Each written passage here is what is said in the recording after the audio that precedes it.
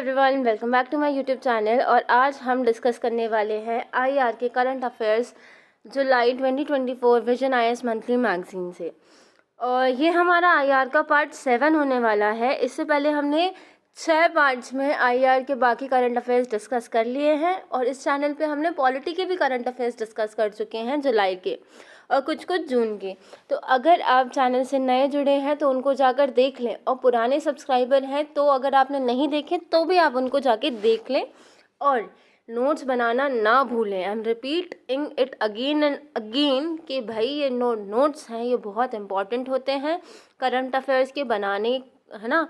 क्योंकि जनवरी फरवरी में जब PT 365 मीन्स 365 का रश होगा ना, तो आपको नहीं भागना पड़ेगा और आप आराम से उसको रिवाइज कर सकेंगे, ठीक है।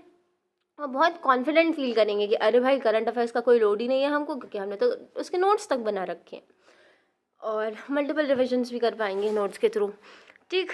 तो अभी अगर आपने चैनल को सब्सक्राइब नहीं किया तो कर लें। अब हम जल्दी से स्टार्ट करते हैं कि वेस्टर्न इंडियन ओशन जो है वो न्यूज़ में क्यों है। वैसे तो ये ऑफन न्यूज़ में रहता ही है आजकल, पर ये है क्या। देखिए, ये हमारा इंडियन ओशन है, तो इस इतना वाला जो पोर्शन है इसको वेस्टर्न इंडियन ओशन बोलते हैं। तो अगर इसमें प्रीलिम्स में स्पेसिफिकली क्वेश्चन पूछ लिया जाए कि वेस्टर्न इंडियन ओशन से कौन कौन सी अफ्रीकन कंट्रीज़ जो हैं वो टच करती हैं, तो इसका हमारा शॉर्ट फॉर्म हो जाएगा KTM-S2। क्या हो जाएगा? KTM-S2। कैसे? कीनिया, तांजानिया, मोजाम्बिक, फिर S2 के लिए हो जाएगा Somalia, south Africa. South Africa तो आपको याद रहेगा कि हाँ ये इधर लाए करता है, लेकिन सोमालिया और सूडान में आपको कन्फ्यूजन हो सकता है। तो आप इसको ऐसे याद करें कि सोमालिया में है ना वो पायरेसी होती है, वो एक पायरेट्स वगैरह के लिए सोमालिया फेमस है। तो पायरेसी कहाँ से हो पाएगी भैया? जब वो बाउंड्री शेयर करेगा, तो वो सूडान नहीं है, सोमालिया है। आई होप आपको ये समझ में आया होगा और अच्छा भी लगा होगा। फिर कौन कौन से इधर आइलैंड कंट्रीज़ हैं, तो वो है मडागास्कर, कॉमोरोस, मॉरिशस और सेशेल्स, है ना। और फ्रेंच टेरिटरीज़ हैं। कौन कौन सी है French territories? मायोटे and reunion island.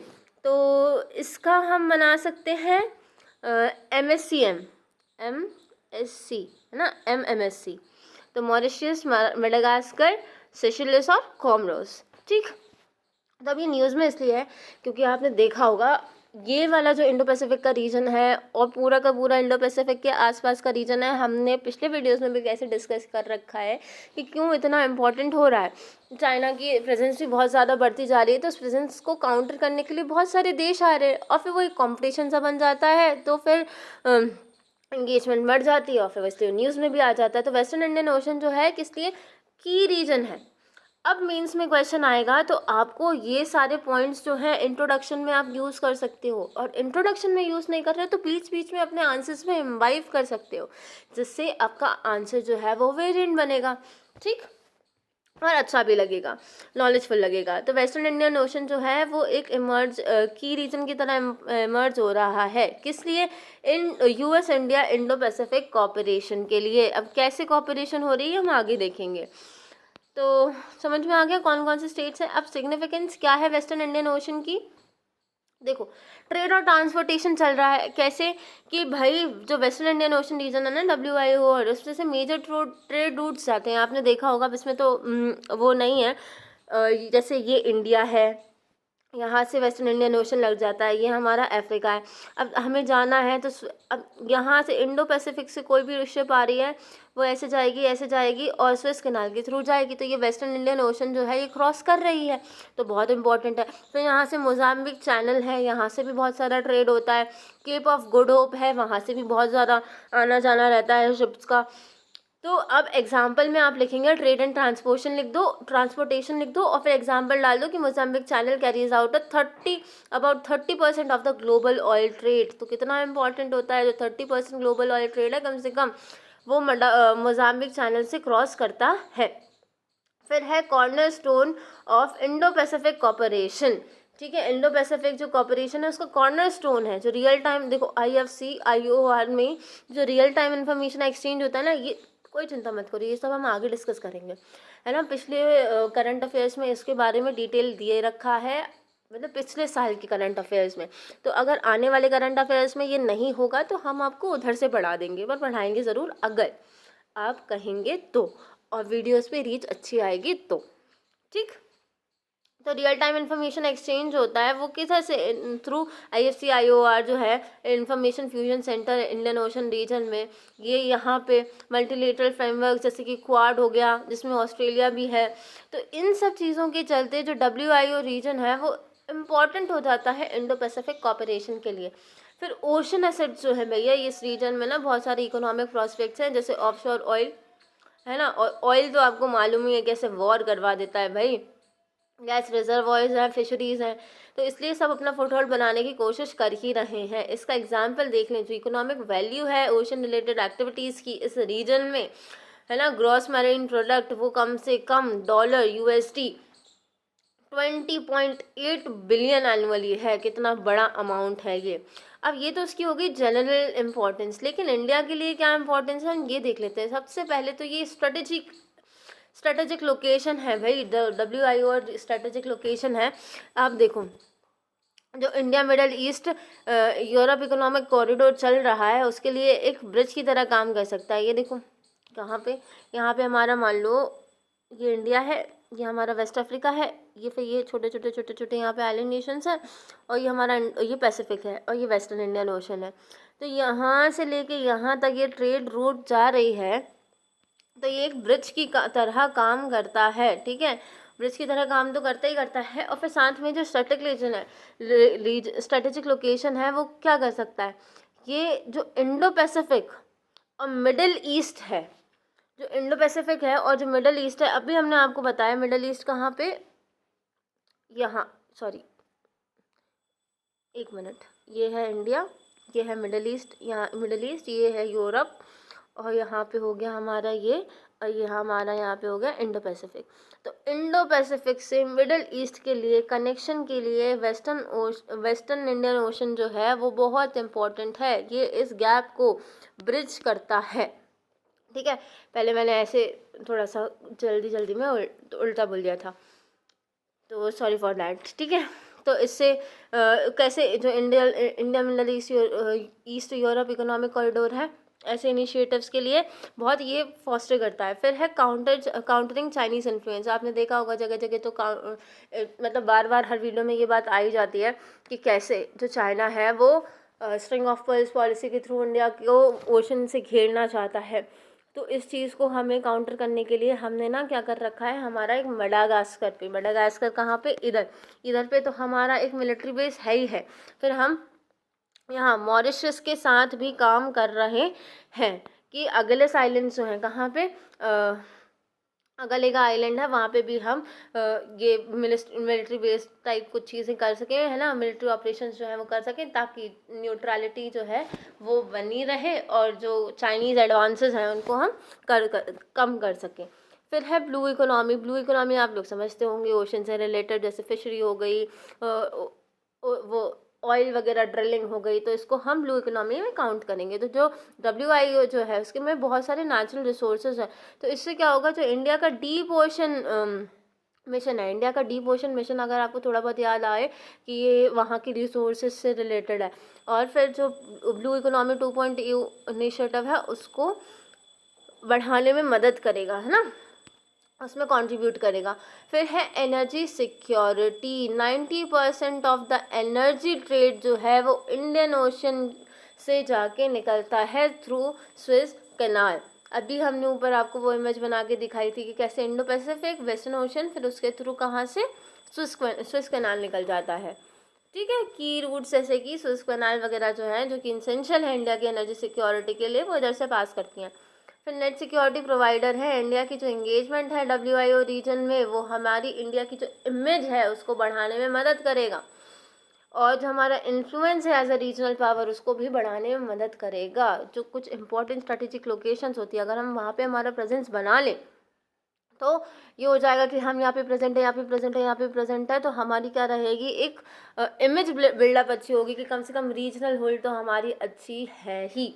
है ना। और अगर हम यहाँ से लूज़ कर जाएंगे तो फिर हम मुंह देखते रह जाएंगे, चाइना अपना काम करता रह जाएगा, आसपास की और कंट्रीज़ आके उसको कुछ ना कुछ उसके साथ करती रहेंगी, और फिर हमारा होल्ड हम बाद में बनाने के लिए जाएंगे तो इतना बन नहीं पाएगा। इसलिए पहले से ही हमारा एक फुट होल्ड बनाना ज़रूरी है। तो ये सब अच्छा चल रहा है, तो फिर चैलेंजेस क्या है भाई? भैया वहाँ पे मैरीटाइम थ्रेट्स काफ़ी हैं, जैसे कि पायरेसी और एक्सोटिक फ्लोरा एंड फौना की स्मगलिंग, इलीगल वेपन्स की कैरिंग, ड्रग ट्रैफिकिंग, है ना, और अनऑथराइज्ड फिशिंग, ह्यूमन ट्रैफिकिंग, ये इन सारी चीज़ों इन जगहों पे बहुत ही प्रेवलेंट है। और जो अभी इसका एग्जाम्पल है, अभी सोमालियन कोस्ट पर अटैक्स हुए थे रिसेंट, है ना। फिर क्लाइमेट चेंज का इम्पैक्ट, ओशियन है, सी लेवल राइज हो रहे हैं क्लाइमेट को बदलते हुए, और एक्सट्रीम वेदर इवेंट्स जो हैं वो इधर वेस्टर्न इंडियन ओशन के इधर देखे जा रहे हैं। फिर चाइनीज़ डेब्ट ट्रैप, क्योंकि अफ्रीका है, अफ्रीका में बहुत सारी पुअर कंट्रीज़ हैं, चाइना चाहता है डेब्ट ट्रैप में फंसाता है। जैसे कि एक ईस्ट अफ्रीका की कंट्री कीनिया, वो अभी उसकी बिल्कुल बड़े रिस्क पे है वो डिफ़ॉल्ट होने के, और फिर जब डिफ़ॉल्ट हो जाती है तो चाइना अपना वहाँ पे पैर जमा लेता है, और वो पैर जमाने के बाद कुछ नहीं, वो इंडिया के अगेंस्ट ही काम करता है। तो ये चीज़ें जो हैं, ये एक बहुत बड़ा चैलेंज है। मिलिटराइजेशन, वहाँ पे रीजनल स्टेबिलिटी नहीं है, ठीक है, एक्सटर्नल पावर्स आ रखी है वहाँ पे, फर्म इंटेंशंस बनी रहती हैं, कलेक्टिव एफर्ट्स जो हैं वो भी अंडरमाइन हो रखे हैं सी सिक्योरिटी को लेके। आपने देखा होगा बहुत सारी अफ्रीकन कंट्रीज़ में यूएस का, तो कहीं फ्रांस का, कहीं कभी कभी तो यूके का भी प्रेजेंस दिख जाता है उनकी इंटरनल पॉलिटिक्स में।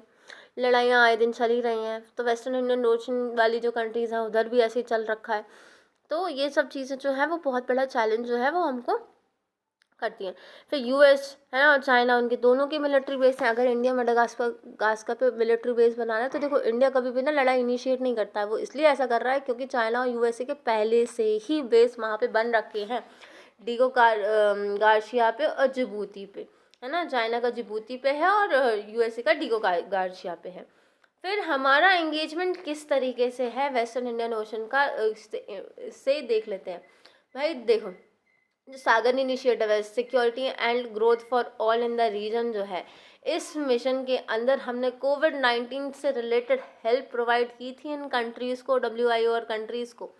फूड एड भी है उसमें, मेडिसिन भी है, deployment of medical assistance teams भी हैं, ऐसी हेल्प दे रखी है। फिर कैपेसिटी बिल्डिंग, है ना, जो air force, Indian air force training team जो है वो मॉरिशस में डिप्लॉय की गई थी, वहाँ की पुलिस की ट्रेनिंग में असिस्ट करने के लिए। तो ऐसे ट्रेनिंग और इक्विपमेंट में जो है कोस्टल गार्ड्स की, नेवीज़ की, जो हमारा इंडिया जो है वो उधर मदद करता है मैरीटाइम कैपेबिलिटीज़ को बढ़ाने के लिए, क्योंकि ये हमारे लिए भी फ़ायदा है ना, क्योंकि हमारी शिप्स भी वहाँ पे जाती, कल को हमारी शिप्स को लूटपाट कर दिया तो हमको कितना बड़ा लॉस हो जाएगा। फिर जॉइंट मिलिट्री एक्सरसाइज जैसे कि अपेंडिक्स 19, जो ये कब हुई थी, ये हुई थी पुणे में 2019 में, और यहाँ पे पार्टिसिपेट 17 अफ्रीकन कंट्रीज आई थी पार्टिसिपेट करने। फिर ऑपरेशन संकल्प, देखो ये बहुत इंपॉर्टेंट है, ये सारे पॉइंट्स आपको अपने मेंस आंसर राइटिंग में लिखना ही है, मेंस के आंसर में। तो इंडियन नेवी ने एक मैरीटाइम सिक्योरिटी ऑपरेशन, जैसे कि इन एरियाज़ में जैसे गल्फ ऑफ एडन है और उसके आसपास रिलेटेड, अरेबियन सी से आसपास रिलेटेड, यहाँ पे इंडियन नेवी जो है वो मैरीटाइम सिक्योरिटी ऑपरेशंस करते रहती है। फिर IFCOR हमने देखा था, ये एक प्रिंसिपल हब है जहाँ पे इंफॉर्मेशन एक्सचेंज होती रहती है कि भाई क्या चल रहा है क्या नहीं चल रहा है वहाँ पे, ठीक। फिर membership in common multilateral forums जैसे कि IORA, है ना, IONS, इसमें इंडिया भी पार्टिसिपेट करता है, और वो जो वेस्टर्न इंडियन ओशन की कंट्रीज हैं वो भी पार्टिसिपेट करती ही हैं। अब ये तो हमने देख लिया वेस्टर्न इंडियन ओशन से रिलेटेड। अगर क्वेश्चन आता है तो अब आपके पास काफ़ी सारे पॉइंट्स हैं इन पे लिखने के लिए। मेंस का क्वेश्चन तो यहाँ से बन ही सकता है, प्रीलिम्स में कौन सा क्वेश्चन आ सकता है, वैसे तो यहाँ पे हमें ज़्यादा नहीं दिख रहा है, बस हमें ये दिख रहा है कि अगर क्वेश्चन पूछ ले कि भाई वेस्टर्न इंडियन ओशन से कनेक्टेड कंट्रीज़ कौन सी हैं, तो KTM, S2 हमने आपको बता दिया था, और आइलैंड्स के लिए बता दिया था MMSC, ठीक है। फ्रेंच टेरिटरीज भी है, यहाँ पे हमने देख लिया है कैसे वेस्टर्न इंडियन ओशन की इंपॉर्टेंस है। जेनेरिक इंडिया के लिए क्या इंपॉर्टेंस रखता है, चैलेंजेस क्या है छोटू मोटू से ये बता दिए हैं, फिर इंडिया कैसे इंगेज करता है। तो अलग अलग तरीके से क्वेश्चन आ सकता है, तो अलग अलग तरीके से अब आपके पास सारे पॉइंट्स हैं उन आंसर्स को लिखने के लिए। और अगर नहीं भी अभी देखा है तो आप एक आंसर लिख के देख लें इसको, है ना, इसके नोट्स बना लें। आप कंक्लूजन में क्या लिखेंगे कि भैया वेस्टर्न इंडियन ओशन जो है वो एक रैपिडली इमर्ज कर रहा है क्रिटिकल नेक्सस ऑफ जियोपॉलिटिकल, ये देखो कीवर्ड्स आ गए, क्रिटिकल नेक्सस ऑफ जियोपॉलिटिकल और इकोनॉमिक एक्टिविटी के लिए। इसलिए हाउएवर यहाँ पे नीड है मैरीटाइम सिक्योरिटी को बढ़ाने की जॉइंट नेवल एक्सरसाइजेस के through, information sharing, capacity building etcetera. फिर फर्दर जॉइंट रिसर्च जो है वो भी कंडक्ट की जा सकती है। क्लाइमेट, है ना, किस पे रिसर्च कंडक्ट की जा सकती है, क्लाइमेट चेंज और इन WIO रीजन में, और और अडेप्टेशन स्ट्रैटेजीज़ के ऊपर भी काम किया जा सकता है, जिससे ये जो कंट्रीज़ हैं कुछ इनमें से पुअर भी हैं, हम वहाँ पे अपनी एक देखो एंगेजमेंट हम कर ही रहे हैं। ये नीड है, बहुत बड़ी नीड है ना, और ये बहुत बड़ा पॉइंट भी है आज के, है ना, नीड ऑफ द आवर है कि भैया क्लाइमेट चेंज जो है वो इंडीड है, हो ही रहा है। तो हम हमारी रिसर्च, हम लोग साथ मिलकर रिसर्च करें, एडेप्टेशन स्ट्रैटेजीज दें, उनको असिस्टेंस दें उसमें, उनको अडेप्ट करने के लिए। तो इंडिया जो है मल्टीलेटरल फोरम्स जैसे कि IORA, क्वाड, इधर भी इनका भी फ़ायदा उठा सकती है, इनको भी यूज़ कर सकती है रीजनल कोऑपरेशन और बायलेटरल रिलेशन को बढ़ाने के लिए विथ WIO कंट्रीज़। ठीक, तो यहाँ पे हमारा पार्ट 7 हो गया है कंप्लीट, जहाँ पे हमने पूरी तरीके से बहुत अच्छे से वेस्टर्न इंडियन ओशन रीजन जो है वो देख लिया है। थोड़ी जल्दी बोलने के चक्कर में इधर उधर थोड़ी मिस्टेक हो गई थी, उसके लिए सॉरी, बट हमने बाद में उसको सही कर लिया था। फिर न्यूज़ एंड शॉर्ट रह गया है, तो इसमें से काफ़ी सारी चीज़ें जैसे कि मर्क्यूसर हम पढ़ा चुके हैं, ये शॉर्ट वीडियो में है। फिर ये CSC कॉन्क्लेव भी हम पढ़ा चुके हैं, ये भी है। फिर कोलंबो प्रोसेस है, ये भी करवा चुके हैं हम। बाकी का ये जो रह गया है थोड़ा सा, है ना, ये हम इसका एक सेपरेट वीडियो छोटा सा बना देंगे अराउंड 6-7 मिनट्स का, तो आप प्लीज़ इसको देख लें, उसका नोट्स बना लें। Note making is very important, very much important. ठीक है, तो प्लीज़ आप नोट्स बना लें। वीडियो के एंड तक अगर आप बने रहे हैं अभी तक तो थैंक यू एंड कॉन्ग्रेचुलेशंस कि भाई आपने अपनी प्रिपरेशन में एक वैल्यू ऐड की है, आपने सिर्फ स्क्रॉल डाउन नहीं किया है ना, रील्स की तरह। तो अब हम यहाँ पे हमारा ईयर कंप्लीट हो गया है, पॉलिटी हमारी पूरी कंप्लीट हो चुकी है। अब हम मूव करेंगे इकोनॉमी की तरफ। इकोनॉमी का बहुत बड़ा सेक्शन हो जाता है, लेकिन हम सोच रहे हैं कि इकोनॉमी से पहले हम सिक्योरिटी करा दें, कि उसमें 1-2 पॉइंट्स हैं, 1-2 वीडियोज़ लगेंगे और सिक्योरिटी कंप्लीट हो जाएंगी। ठीक, तो आज के लिए सिर्फ इतना है, मिलते हैं नेक्स्ट वीडियो में। Thank you.